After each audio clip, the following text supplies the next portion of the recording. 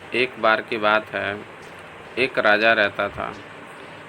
राजा को उसके मित्र के द्वारा एक उपहार मिला था। राजा ने यह उपहार देख के बहुत खुश हुआ, क्योंकि उस उपहार में उसको 2 बाज मिले हुए थे।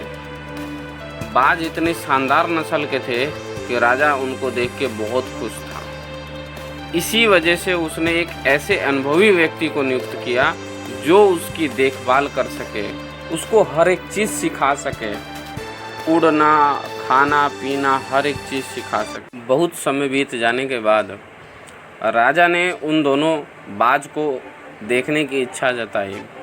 राजा वहाँ पे पहुँचा जहाँ पे बाज दोनों रहते थे। उस अनुभवी व्यक्ति से कहा कि भाई बाज को उड़ाओ। अनुभवी व्यक्ति ने इशारा किया और दोनों बाज उड़ने लगे।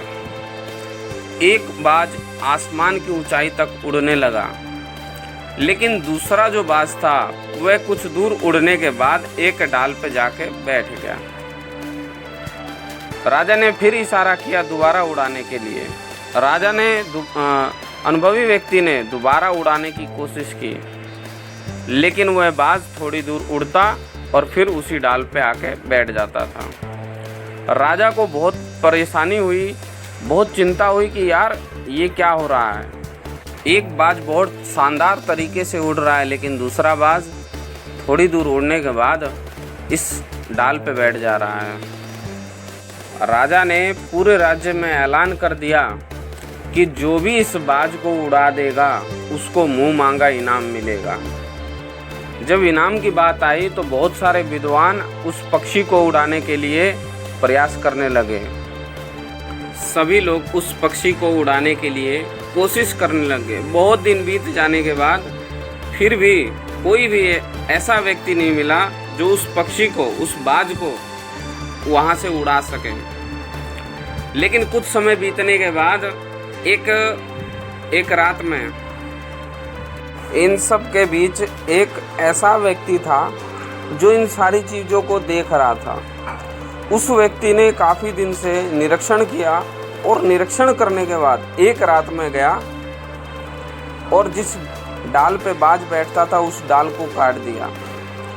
और अगले दिन ये बातें फैलने लग गई कि एक व्यक्ति ने, एक आम इंसान ने उस बाज को उड़ा दिया। जो काम विद्वान, बड़े बड़े विद्वान नहीं कर पाए, बड़े बड़े ज्ञानी आदमी नहीं कर पाए, उसको एक साधारण से आदमी ने कर दिया। राजा ने उस व्यक्ति को बहुत ही प्रसन्नता के साथ बुलाया कि भाई आपने ये काम ऐसे कैसे कर दिया।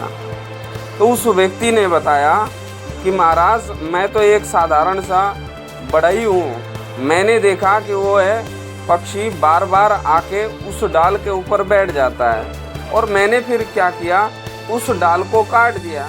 उस डाल को काटने के बाद वह बाज उस आसमान की ऊंचाई को छूने लग गया जैसा कि पहला बाज छू रहा था।